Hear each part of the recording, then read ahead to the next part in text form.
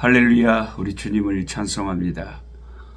주님 안에서 우리에게 평안을 주시는 우리 주님의 성령님 감사합니다.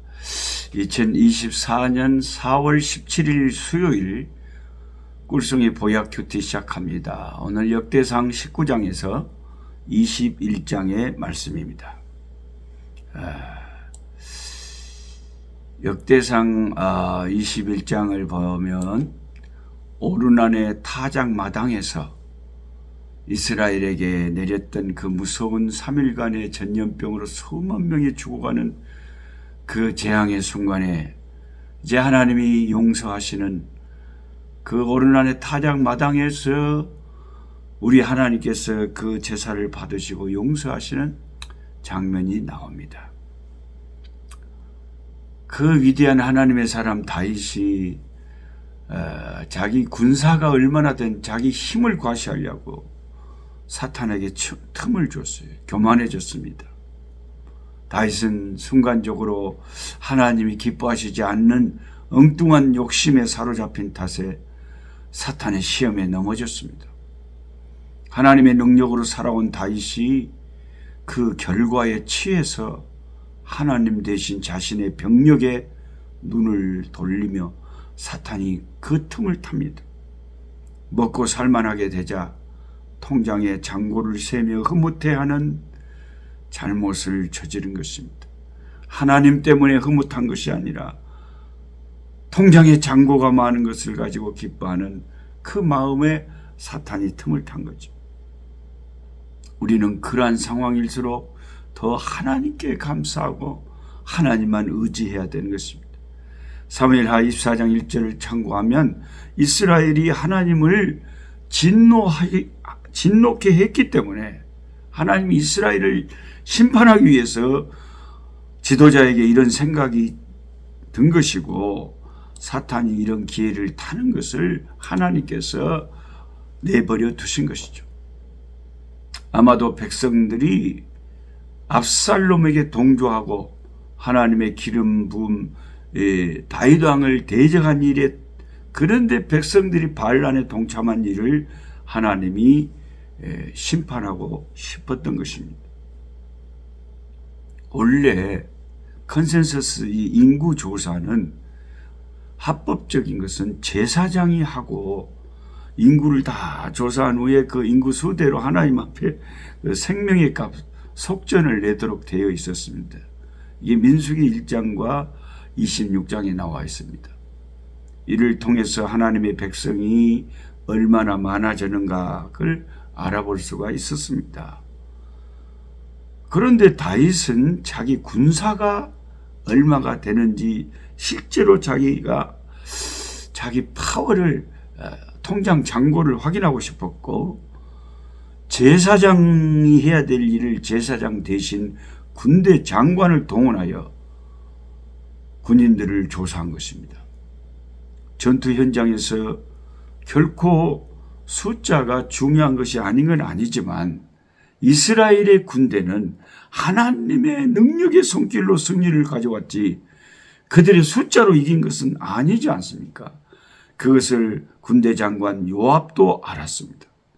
그래서 자기 상관인 다윗 왕이 하는 일이 우리 왕이 이렇게 하면 안 되는데 하나님께서 싫어하실 건데 그래서 충성스럽게 진언도 했지만 왕이 끝끝내 신하의 충언을 듣지 않고 밀어붙였습니다. 결국 하나님의 진노가 이스라엘에 임했고 그래서 하나님의 선지자를 통해서 3가지 심판을 주시면서 선택을 하라고 합니다. 네, 선택을. 그거 참 그 3개 다 너무나 견딜 수 없는 어려운 심판이었어요. 그 3가지 중에서 우리가 성경을 보니까 다윗이 그래도 다 진짜 너무나도 택하기 힘든 심판이지만 다윗이 하나를 고르는데 그거는 하나님께서 내리시는 전염병을 3일 동안 우리가 맞겠다는 것입니다. 하나님이 직접 내리시는 3일간의 전염병을 택하겠다는 거죠. 기근이나 또 외적들이 침입해서 막 이렇게 우리가 당하고 하는 그런 환경적인 것보다 하나님이 선이 직접 우리를 때리는 그걸 막고 싶다는, 매를 맞아도 하나님에게 직접 맞겠다는 거죠. 그나마 역시 다윗다운 선택인 것 같아요. 범사에 하나님을 생각하는 다윗다운 태도입니다. 어느 재앙이든지 하나님의 손에 의해서 내리는 것은 틀림없지만, 그런데 다윗이 재앙을 받아들이는 그 태도와 마음이 하나님에게 직접 내가 매를 맞겠다. 잠시 흔들렸던 다윗이 하나님 말씀, 그 무서운 심판의 말씀을 듣자 즉시 회개하고 정신이 차린 거죠. 정신을 차린 거죠. 이처럼 우리가 하나님 앞에 실수를 해도요, 재빨리 인정하고 내가 죄인인 것을 고백하고 죄 지은 것을 고백하고 예수의 보혈 앞에 씻겨달라고 항복하고 회개할 때에 그것이 가장 최선의 길이에요. 하나님께서 사실 징계하시려고 한 것은 다윗이 아니었습니다. 이스라엘 백성들이었습니다. 아까도 말씀드린 것처럼 이스라엘 백성들의 범죄 행위는 압살롬의 난과 세바의 난에 동조한 반란죄입니다. 다윗이 잘못함이 있다고 하더라도 백성들이 다윗을 배신하고 압살롬을 추종한 것은 하나님 보시기에 명백한 반란의 범죄 행위였습니다. 그래서 그들은 하나님의 매를 맞아야만 했습니다. 다윗은 이 양 맞을 매라면 하나님께 직접 맞겠다고 선택을 합니다. 그런데 하나님께서 때리시다가 마음을 돌리시는데, 왜 하나님은 하필이면 오르난의 타작마당 곁에서 이제 마음을 돌리셨을까요? 이곳이 과거에 어떤 장소였는지, 훗날 어떤 장소가 되는지 알면 의문이 풀립니다. 이곳은 아브라함이 이삭을 제물로 드리던 곳이었습니다. 그 후로 솔로몬 성전이 세워질 곳입니다. 그리고 예수님께서 이 세상에 오셔서 십자가를 지시고 피 흘리실 골고다 언덕이었습니다. 참 놀랍지 않습니까? 놀랍지 않습니까? 하나님이, 우리는 뭘 잘 모르고 지나가지만 하나님은 그 장소, 그 시기, 하나님의 그 섭리는 오묘하고 놀라운 것입니다. 범죄한 자기 백성을 심판하시고 용서하시는 그곳, 하나님의 아들 예수 그리스도가 십자가에 달려 피 흘리실 그곳, 그러니까 저나 여러분이 구원을 받고 의롭게 된 것은 우리의 모습을 본 게 아니죠. 우리에게서 피 묻은 하나님의 아들의 모습을 본 거죠.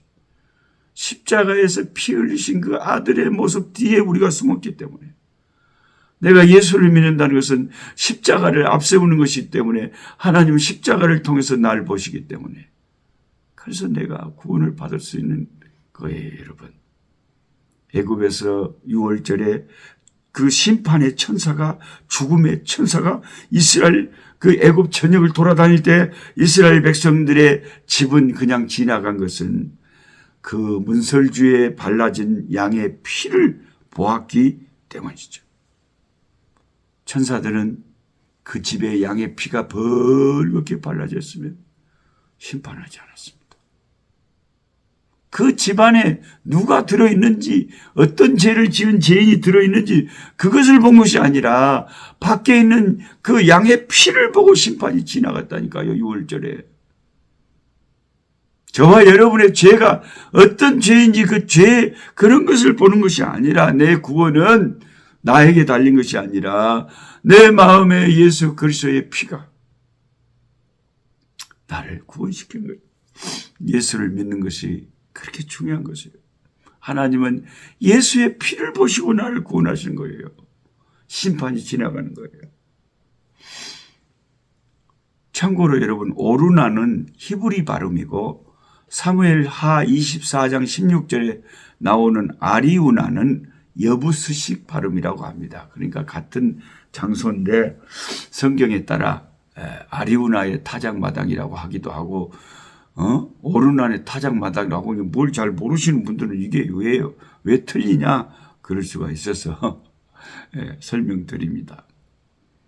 가장 이스라엘에 지금 전염병이 걸려가지고 수없이 퍽퍽 죽어가는 그 무서웠던 형벌의 장소에서 하나님이 용서하시는 가장 은혜로운 장소가 됩니다. 골고다가 그렇죠.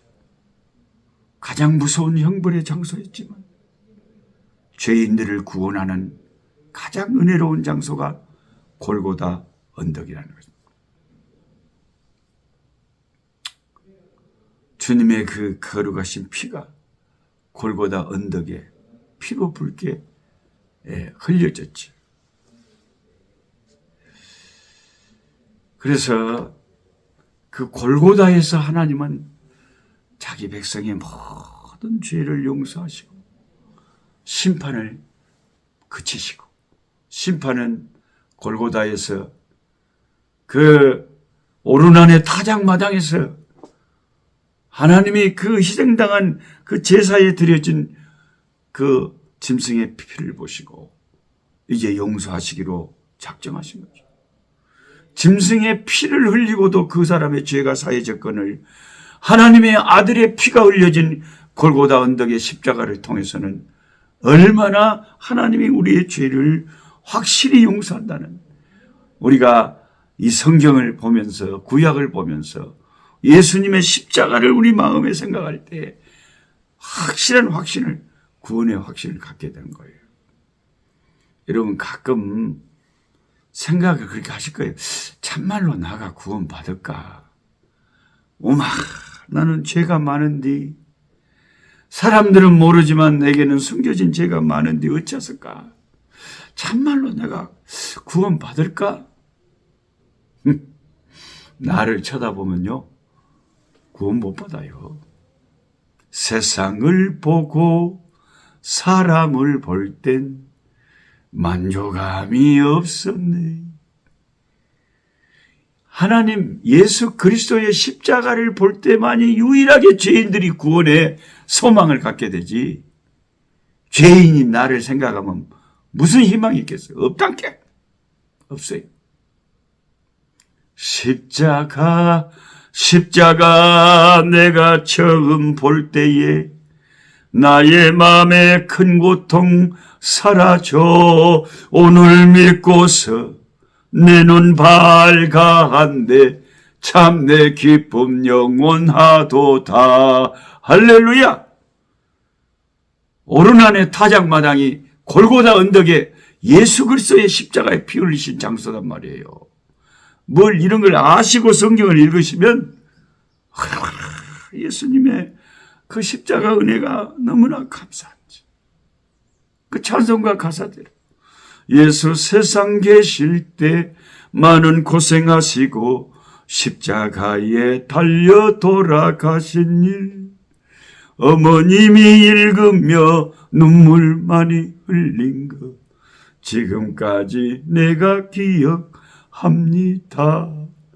주님의 십자가를 생각하면 도저히 구원받을 수 없는 이 죄인들이 그 십자가로 구원받은 걸 생각하면 우리가 감사하지 않을 수가 없는 것이죠. 우리가 붙들어야 될 것은 골고다 언덕에 피 흘리신 주님의 십자가밖에 없는 줄 믿습니다. 영원히 찬송할 우리의 찬송의 제목은 예수 그리스도의 십자가밖에 없는 줄 믿습니다. 하나님 아버지 감사합니다.